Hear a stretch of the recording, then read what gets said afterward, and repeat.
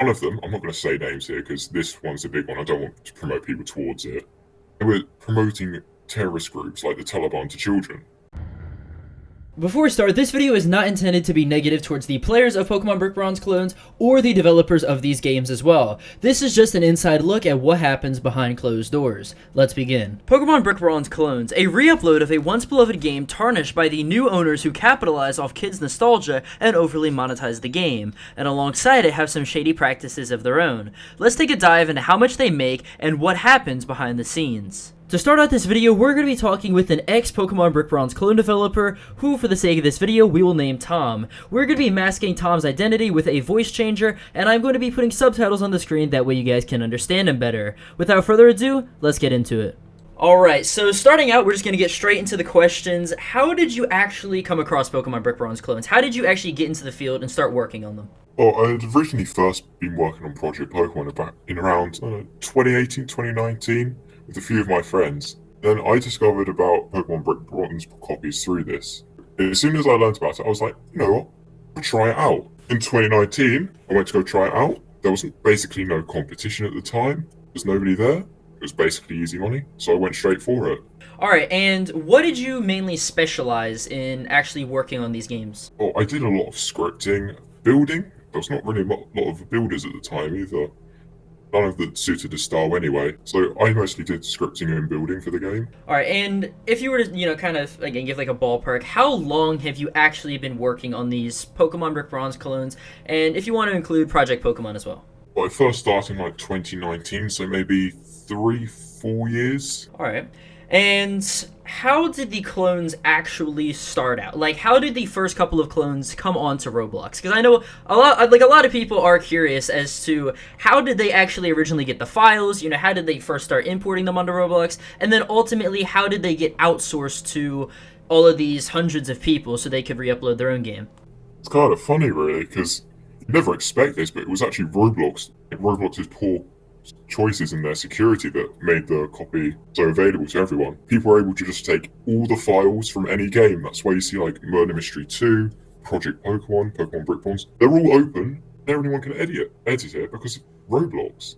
Really? So basically what you're saying is that at the time, Roblox had a really big security flaw, and due to that, people just kind of took the games and started uploading them? Exactly. There was no security for it.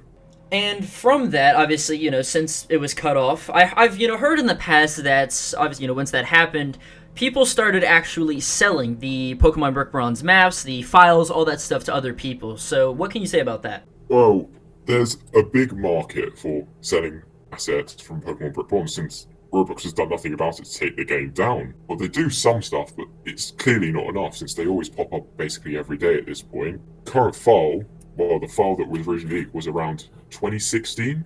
If any file past that point, so like Port Decker, for example, would be worth a lot since nobody would have it. And obviously, with these people selling all this stuff, how much do these maps and, builds and scripts and all this stuff, how much do they usually range or go for? Usually, like just for a map or just like for a script, a few thousand. I've had some of my stuff I've worked on in the past sell for, 300,000 Robux, 500,000.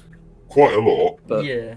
If you sold the entire file, then you've got like about 1 million, maybe less. It really depends on what the file is, but at the moment, nothing's worth that since everything is getting leaked by all these developers going against each other. Yeah, it says right here, 1 million Robux can sell for 3.5k USD. So basically you're saying that per clone recreation or re-upload, these people were making around $3.5 or $3,500 for one file.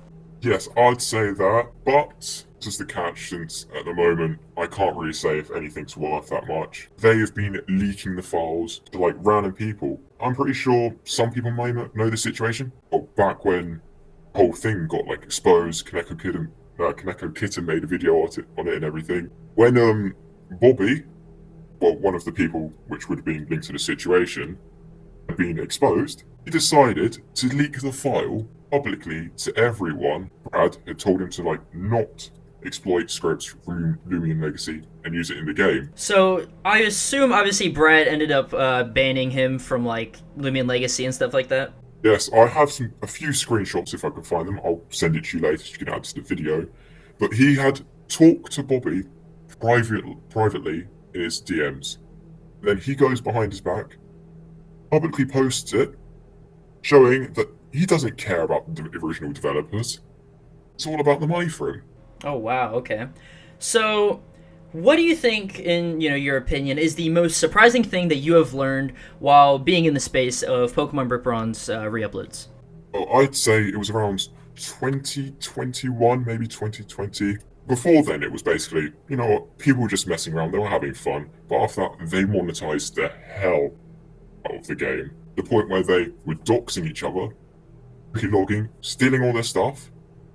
Like, when I say stealing all stuff, I mean the personal information. You had people calling other people's parents. A few that were children that wanted to try it completely chucked out through this method. And it's really scummy. I cannot tell you how many times I've seen this. It's not just once or twice. It's many, many times. And then there's the behavior of some of the owners of these games. Like, one of them, I'm not going to say names here because this one's a big one. I don't want to promote people towards it. They were promoting terrorist groups like the Taliban to children. Really? Yeah. So, in what way were they doing this? They were sending videos, GIFs, spamming messages full of all this propaganda to the point where you can't really avoid it. It's just there. He just doesn't stop with it. I've tried talking to him about it. You might know if I'm referring to him. He would know who I am, but I've tried talking to him about it. He continues to post it. He doesn't care. Alright, and how do you think that Roblox should respond to these games, if anything that they could do? The only option at this point is lawsuits. Yeah, there's been so much of this over the last few years. They've only really been trying to take the games down maybe midway this year by himself. Well, the staff have been doing it by themselves, joining games, reacting in chat just how the hell does this game keep coming back up? Only decide to automate it now, and even now, it's completely pathetic. They're not trying hard enough. I know we were talking about some stuff earlier, but is there anything else that you have experienced personally that you want to include in the video? A lot of these people abuse their power with their audience. I'm not going to mention names here because this one's a big one, and it's a bunch of them, not just one or two, just 5, maybe 4, deciding to do this. They've been doing more than just this. They've been doing other game copies like Murder Mystery, Project Pokemon. And then using that audience with stolen accounts, not just Roblox, bank accounts, other sites, etc. It's honestly disgusting. I haven't seen it much recently, but during 2020, it was a big thing. So they were stealing these people's bank accounts, how? How were they taking these people's accounts? They were trying to trick children to downloading these applications onto their devices. They use some sort of method to bypass the security or Apple security, and then they'd use that because they have their EXE platform on the device. They get every bit of information that was on the computer, on websites, etc., and send it into a Discord, effectively doxing but with a lot more information. And honestly, it's disturbing by how easily they've gotten away with this and how nothing's been done till now. Yeah, geez, that is definitely a lot. What do you think about the people that play Pokemon, or Pokemon Brick Bronze re-uploads? To be honest, I don't think much about them. They're just playing a game which they enjoy. There's these people, owners of these games, trying to use the fact that they have the file and they can make money out of it. I don't want to blame the people that are playing it. They're enjoying the game. Who wouldn't enjoy a game like that? The point is, can't keep giving them a platform or an audience for them to keep on going like this, because the more people you have to play in the game, the more people who see the game, and then the more people they can scam, just an infinite loop. Now, if you guys saw my last video, it's actually quite funny because me making that video, informing you guys on just some basic information for Pokemon Brick Bronze clones, actually warranted somebody to threaten to dox me. However, this is just scratching the surface of Pokemon Brick Bronze re-uploads. If you guys did enjoy this video, make sure you go another like, subscribe, and I'll see you guys in the next video. Peace.